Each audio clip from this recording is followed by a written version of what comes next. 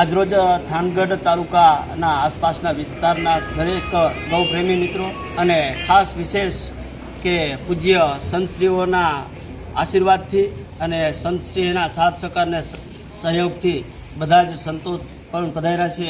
એમનો પણ ખૂબ ખૂબ આભાર કે જે આ મુખ્ય કાર્યક્રમ એટલે કે ગૌ સન્માન આહવાન અભિયાન પૂરા ભારતમાં ચાલી રહેલું આ ગૌ સન્માન અભિયાન એનો મુખ્ય ઉદ્દેશ્ય કે ગાયને રાષ્ટ્રમાતા જાહેર કરવી અને ગાય માટે સમાન કાયદો લાગુ પડવો અને ગૌ હત્યા બંધ કરાવી.